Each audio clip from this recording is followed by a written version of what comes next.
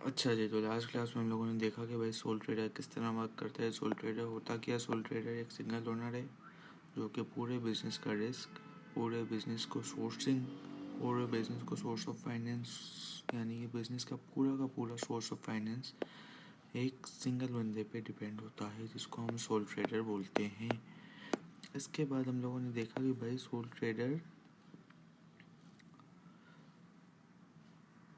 में हम करते ही क्या है। तो भाई इसके अंदर हम लोगों ने देखा कि हम दो चीज़ें करते हैं। एक तो हम बनाते हैं इनकम स्टेटमेंट। इनकम स्टेटमेंट कब बनती है? इनकम स्टेटमेंट बनती है at the year and.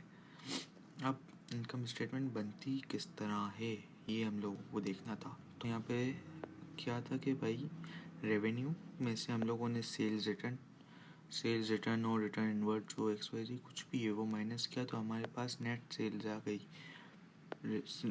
Total sales में से सेल्स रिटर्न जो हमारे पास हमारी सेल्स थी वो हमें वापस मिल गई, वो हम लोगों ने टोटल सेल्स में से माइनस कर दी, तो हमारे पास नेट सेल्स बन गई। नेट सेल्स में से हम माइनस करेंगे cost of sales. Cost of sales क्या है कि भाई आपकी ओपनिंग इन्वेंट्री है, सही है। आपने फिर इसके बाद कितने की परचेजिंग की, आपने कितने की परचेज रिटर्न की, वो परचेज में से माइनस होगा। इसके बाद आपकी टोटल जो आपको कन्वेंस लगी, यानी कि आपके सप्लायर से आपके पास माल आने में आपको जो एक्सपेंसेस जो कन्वेंस लगी, जैसे मोटर व्हीकल की डिलीवरी वगैरह, जो भी XYZ जो भी लगा वो माइनस ऐड करेंगे इसके अंदर कॉस्ट ऑफ सेल्स के अंदर। फिर क्लोजिंग इन्वेंट्री जो हमारे पास एयर एंड पे बच गया, जो एयर एंड पे हमारे पास बच गया वो हम माइनस करेंगे, जिससे हमारे पास टोटल कॉस्ट ऑफ सेल्स आ जाएगी। टोटल कॉस्ट ऑफ सेल्स को हम नेट सेल्स में से जब माइनस करेंगे तो हमारे पास ग्रॉस प्रॉफिट बन जाएगा। अब इसके बाद हम लोगों को क्या करना है, हमारी फॉर एग्जांपल एक कंपनी है जो कि कमीशन बेस वर्क कर रही है, ठीक है। तो यानी कि अब उसको कमीशन वगैरह जो उसको मिलेगा वो इसकी इनकम तो है, लेकिन ये वाली इनकम जो यहाँ से सेल्स करके हमें मिल रही है वो इनकम अलग है, और यहाँ कमीशन हम लोगों को जो मिल रहा है वो अलग है। फॉर एग्जांपल हम बात करें एक कार शोरूम की, ठीक है। एक कार शोरूम में आप अपनी गाड़ियाँ तो बेच रहे हो, वो आपने बेची तो वो आपकी सेल्स तो आ गई, आपकी टोटल सेल्स नेट सेल्स तो आ गई उससे। लेकिन फिर आपने बोला चलो हम बराबर वाले शोरूम वाले की भी गाड़ी बेचते। तो भाई उसने बोला कि भाई आप मेरी गाड़ी 50 लाख में बेच दो, ठीक है। आप 50 लाख में बेच दो, मैं आपको 20,000 रुपये उस पर कमीशन दूंगा। अब जो 20,000 रुपये का कमीशन हमें मिलेगा वो हमारी अदर इनकम में जाएगा। इसी तरह आपने ऑलरेडी आपका एक बिज़नेस है, आपने दूसरी जगह कोई और शॉप ले ली है, उसको आपने चढ़ा दिया रेंट पे, ठीक है। अब वहाँ से आपको रेंट रिसीव हो रहा है। जैसे फॉर एग्जांपल एक फ्यूल पंप है, ठीक है। अब वहाँ पे आपने एक खोल दिया अपना कोई कार वॉश खोल दिया, चलो सही है। कार वॉश खोला, अब कार वॉश वाला आपको मंथली दे रहा है रेंट। अब आपको जो ये रेंट रिसीव हो रहा है ये आपकी अदर इनकम है। इसी तरह कोई बेड डेट है, कोई आपको लगा कि कोई कस्टमर आपका, कोई रिसीवेबल आपका भाग गया ये, लेकिन अचानक से भाई वो आके आपको वो जो अमाउंट थी जो आपने पहले राइट ऑफ कर दी थी वो आपको मिल जाए, तो बेड डेट रिकवर। इसके बाद डिस्काउंट रिसीव, आपने बल्क परचेजिंग की या XYZ जो भी कुछ किया जिससे आपको डिस्काउंट मिला, अर्ली पेमेंट्स की तो आपको डिस्काउंट मिल गया, ये आपकी एक तरह से इनकम है। इसके बाद डिक्रीज़ इन प्रोविज़न, लास्ट ईयर आपका प्रोविज़न फॉर एग्जांपल था 5% का, ठीक है, प्रोविज़न फॉर डाउटफुल डेट। इस साल आपका हो गया 4%। ये 1% का जो डिक्रीज़ आया ये आपकी इनकम है। इसी तरह गेन ऑन डिस्पोजल, आपने एक एसेट है आपका, फॉर एग्जांपल उसकी वैल्यूएशन आपने निकाली थी फॉर एग्जांपल 50,000 रुपये, ठीक है। आपने बोला मार्केट में 50,000 रुपये का बिकेगा। अब मार्केट में आप जब गए तो उसके आपको मिल गए 52,000। अब ये जो 2,000 रुपये एक्स्ट्रा आपको मिले, ये आपके लिए गेन ऑन डिस्पोजल है, जो कि आपकी इनकम का पार्ट है। अब इसके बाद हम करते हैं एक्सपेंसेस को माइनस। एक्सपेंसेस नॉर्मल है, कोई हार्ड एंड फास्ट चीज़ नहीं है। एक्सपेंसेस में आपके बिल्स आ गए, यानी कि हीट एंड लाइट वगैरह। इसके बाद आपकी वेजेस आ गई जो आपने वर्कर्स को देनी है अपने। इसके बाद आपके आ गई एम्प्लॉयज़ की सैलरीज वगैरह, हीट एंड लाइट। एडवर्टाइजमेंट आप जो करोगे अपने प्रोडक्ट के लिए। इंक्रीज़ इन प्रोविज़न, जैसे वहाँ इंक्रीज़ इन प्रोविज़न आपकी इनकम थी, इसी तरह यहाँ पे अगर आपका प्रोविज़न लास्ट ईयर था 5% का, इस ईयर हो गया 6% का, तो ये आपका इंक्रीज़ है, ये भी आपके एक्सपेंस में आएगा। फिर gain on disposal, sorry loss on disposal, yes, loss on disposal भी आपका एक एक्सपेंस है।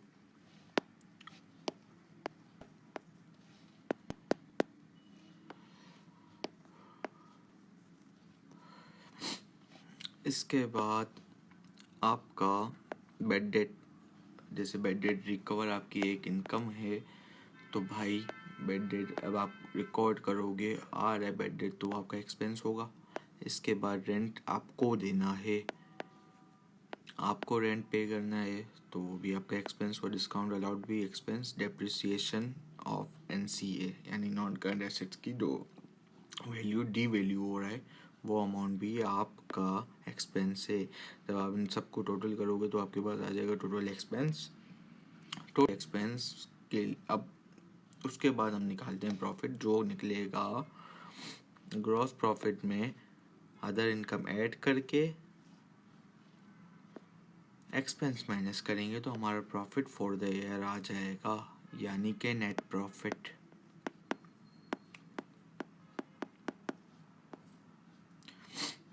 सही, ये एक पार्ट है हमारा सोल ट्रेडर का।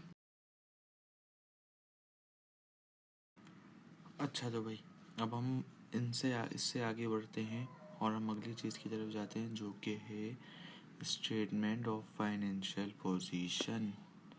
स्टेटमेंट ऑफ फाइनेंशियल पोजीशन क्या है भाई?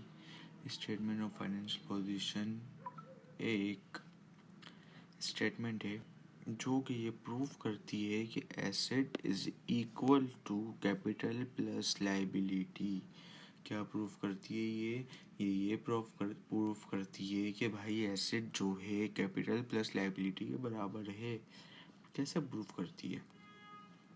देखो, पहले तो आप नॉन करंट एसेट्स लिखोगे, लेकिन इससे पहले एक बात, जैसे कि हमने स्टेटमेंट में देखा था, ये थी फॉर द ईयर एंडेड 31 दिसंबर 2024, यानी कि ये सिर्फ इस साल की बात है, इस साल में होगी, इस साल की बात इस साल में होगी, ये नेक्स्ट ईयर नहीं जाएगी।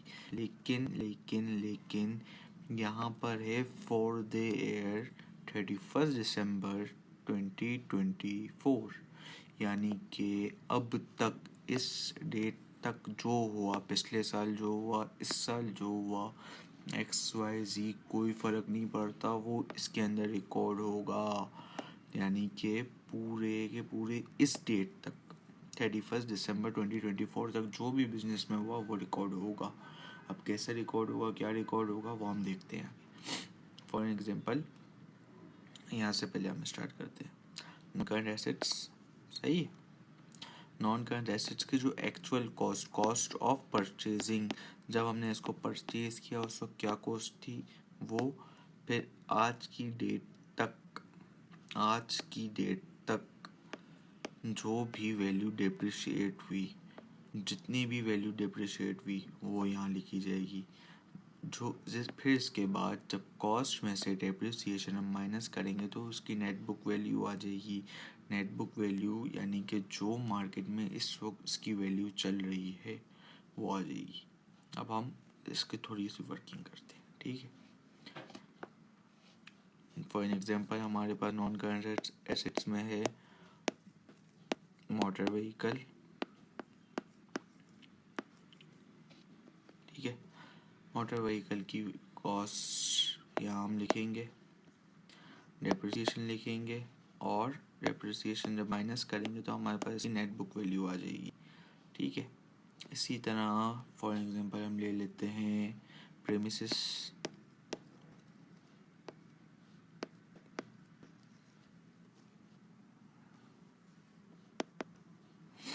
इसकी कॉस्ट, इसकी डेप्रिसिएशन हमने माइनस की तो हमारे पास इसकी नेट बुक वैल्यू आ गई, सही है। इसी तरह हम कुछ भी ले सकते हैं, fixed and fitting, motor vehicle हो गया हमारे पास, इसके अलावा ऑफिस इक्विपमेंट्स हो गए। जो लिखना है, जो आपके नॉन करंट एसेट्स दिए हुए वो आप लिखो भाई। इसके बाद आपके यहाँ पर टोटल नॉन करंट एसेट्स आ जाएंगे, जिस पे हम इनकी नेट बुक वैल्यू हमारे पास आ गई, ठीक है। इसके बाद हम जाएंगे नॉन करंट एसेट्स के बाद टोटल NCA, सही। इसके बाद हम जाएंगे करंट एसेट्स पर,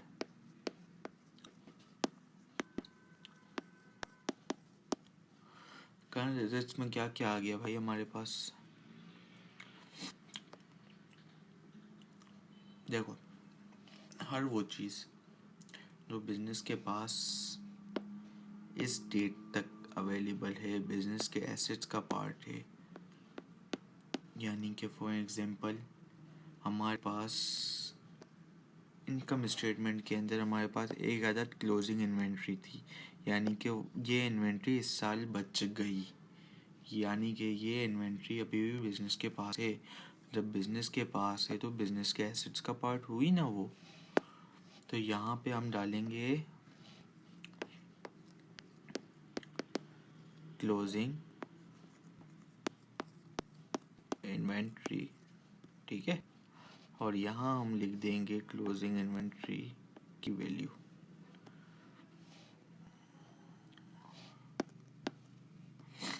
सही। इसके बाद हमारे पास लेट्स से हमारे पास कुछ रिसीवेबल्स होंगे, हमने कुछ कस्टमर्स को उधार पे माल बेचा होगा, तो अब उनसे हमें रिसीव भी तो करना है ना। रिसीवेबल है हमें नहीं हुए इस डेट तक, लेकिन रिसीव करना है, तो अब हम यहाँ लिखेंगे अपने ट्रेड रिसीवेबल्स।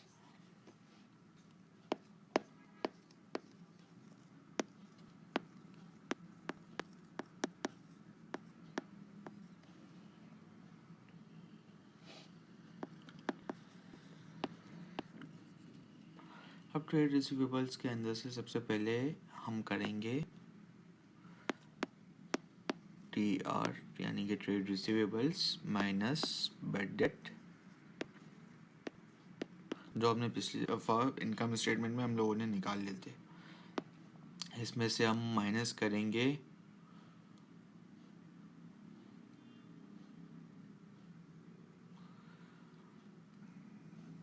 हम लोगों को इसमें से माइनस करने हैं अपने बैड डेट्स, सही है।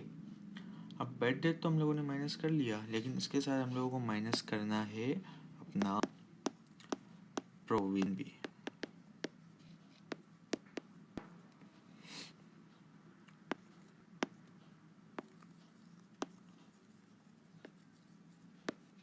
सही। यहाँ से हम लोगों ने अपने ये सारा माइनस किया तो हमारे पास आ गया अपना टोटल रिसीवेबल्स। अब इसके बाद हमने किसी को पहले पेमेंट कर दी, जैसे कि हम लोगों ने पहले भी बात की थी, किसी आपने फॉर एग्जांपल क्लब की मेंबरशिप ली हुई है, उसको आपने पेमेंट ईयर के स्टार्ट में कर दी, उसकी सर्विस लेना बाकी है, यानी कि हम इसको फिर डालेंगे अदर रिसीवेबल्स के अंदर,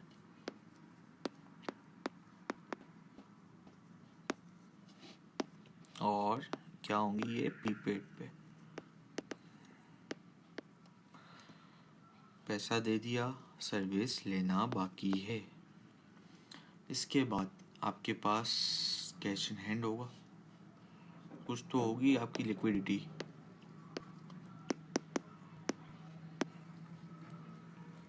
चलो कैश इन हैंड नहीं है तो कैश एट बैंक होगा, ये डाल दो, कोई मसला नहीं है। जो भी है सवाल में जो भी दिया हुआ है इन सबको आपने ऐड किया तो आपके पास टोटल करंट एसेट्स आ गए। टोटल करंट एसेट्स और टोटल नॉन करंट एसेट्स को जब आप ऐड करोगे तो आपके पास आ जाएंगे, क्या आ जाएगा भाई, टोटल एसेट्स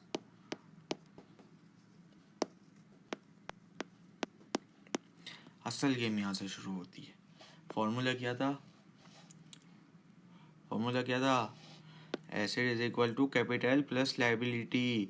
हम लोगों ने टोटल एसेट्स तो निकाल लिए भाई, सही है, टोटल एसेट्स हम लोगों ने निकाल लिए, ये बने। अब असल गेम शुरू होती है। क्या गेम है भाई, अब गेम जो है वो कुछ यूं है।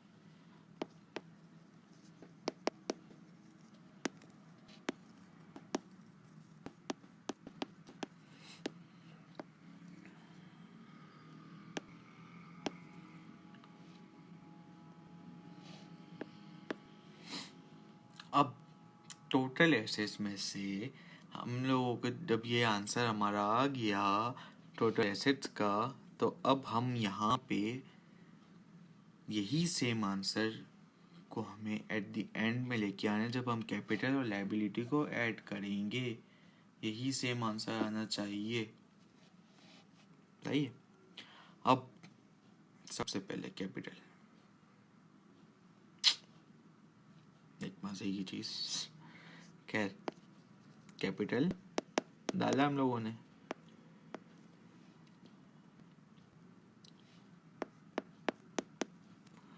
सही, कैपिटल की हेडिंग डाली।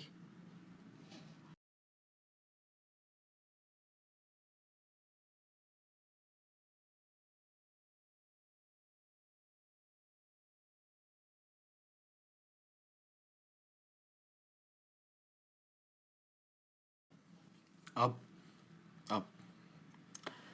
हम ये देखेंगे कि भाई कैपिटल और लायबिलिटी को प्लस करते हैं किस तरह, और ये मैच किस तरह करता है भाई। देखो कैपिटल के अंदर हम आ गए। कैपिटल में सबसे पहले बिजनेस स्टार्ट हुआ तो भाई कुछ ओपनिंग कैपिटल हुआ होगा, तो हमने डाल दिया।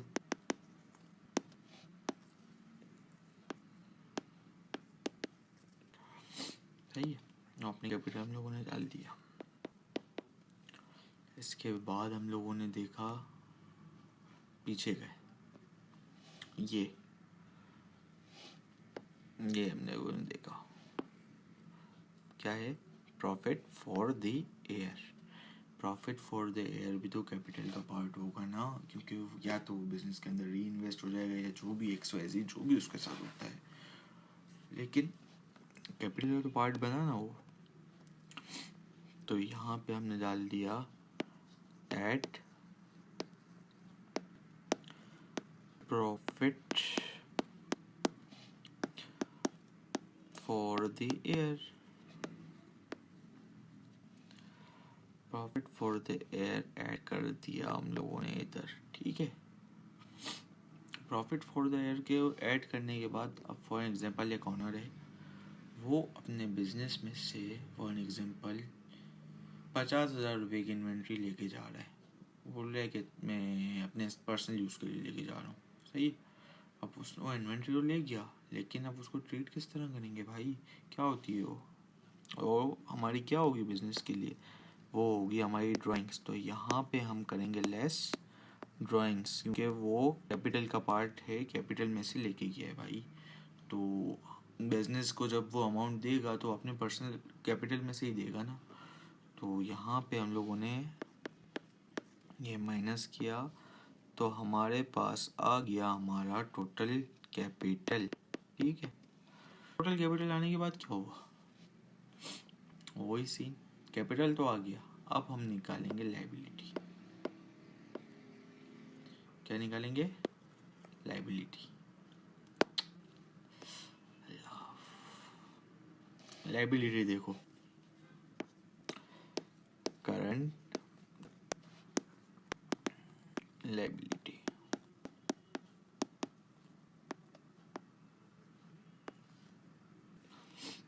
कितने टाइप लाइबिलिटी होती है हमारे पास? करंट और नॉन करंट। अब हम खेलते हैं इसके साथ, सही है। करंट लाइबिलिटी, आपको किसी को पैसे देने, अभी तक नहीं दिए, देने, लाइबिलिटी यानी इसी साल में आपको देने हैं भाई, तो ये आपकी क्या हुई? Current liability. ये आपके हुए ट्रेड पेबल्स,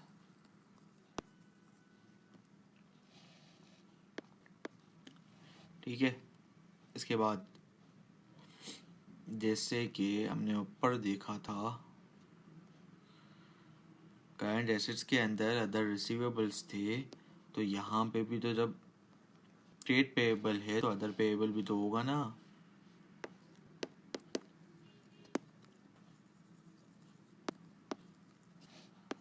यानी कि अक्रूड।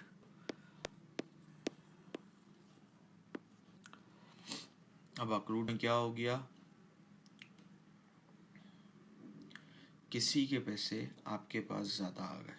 फॉर एग्जांपल, आपके कोई कस्टमर था जिसके साथ आपका घरेलू ताल्लुक था, वो आपसे माल लेके गया, उसके पैसे उसने दे दिए, कुछ दिन हुए, उसने आपको माल वापस कर दिया, लेकिन पैसे नहीं लिए उसने बोला बाद में हम एडजस्ट कर लेंगे।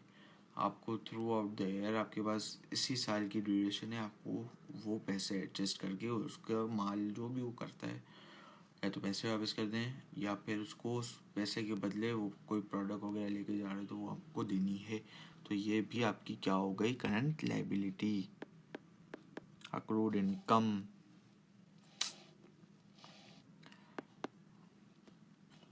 खैर, इसके बाद बैंक से अक्सर बिजनेसेस और ड्राफ्ट फैसिलिटीज़ ले लेते हैं। ये हर किसी को नहीं मिलती, लेकिन कुछ बिजनेसेस लेते हैं, जिनको मिलती है वो ले लेते हैं। क्यों लेते हैं? फॉर एग्जांपल, आपके बैंक अकाउंट में 50,000 रुपये पड़े हुए हैं, ठीक है, 50,000 बैंक में है,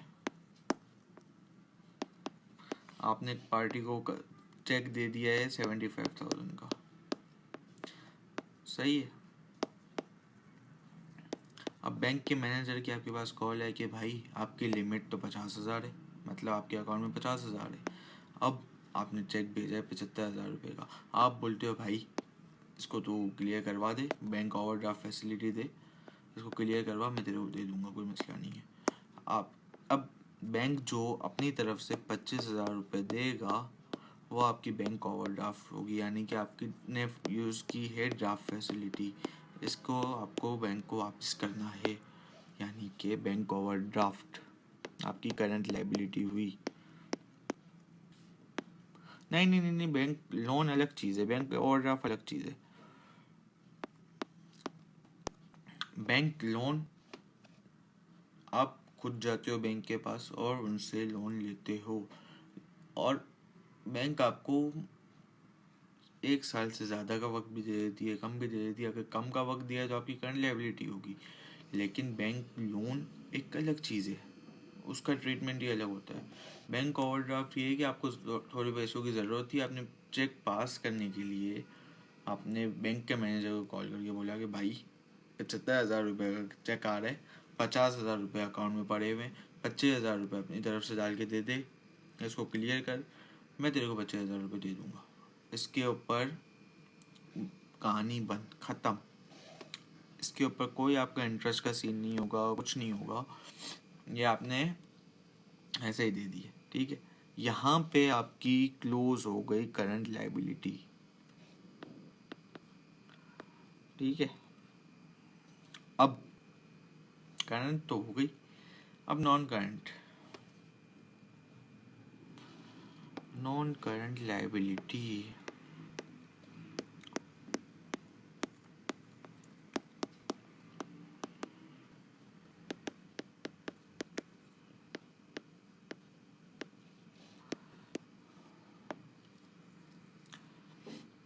कुछ नहीं, कुछ भी नहीं है।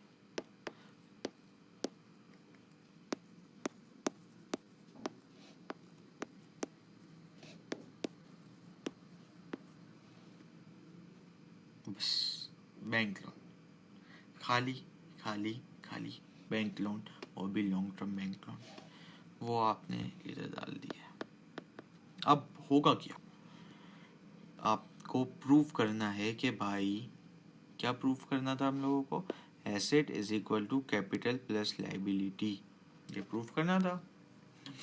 ये प्रूफ होगा है कुछ इस तरह, जब आप इसको यानी कि अपने कैपिटल को, करंट लाइबिलिटी को और नॉन करंट लाइबिलिटी को ऐड करोगे तो वो वैल्यू आपके टोटल एसेट्स के बराबर आनी चाहिए। बस यहाँ अगर आपने कर दिया, समझो आप जीत गए पूरे मार्क्स। यहाँ आपने अगर नहीं किया तो मार्क्स तो देखो पूरे नहीं कटेंगे, लेकिन मार्क्स आपके पहले तो उस गलती पे कटेंगे, दूसरा आपके मार्क्स कटेंगे आंसर पे, क्योंकि आपका आंसर मैच नहीं किया, बस और कुछ भी नहीं है। ये था कुछ आज का। 2 चीज़ें, पूरा सोल ट्रेडर इस पे ही बेस्ड है, पूरा का पूरा सोल ट्रेडर इन 2 चीज़ पे बेस्ड है, इसके अलावा कुछ भी नहीं है सोल ट्रेडर में, ख़त्म।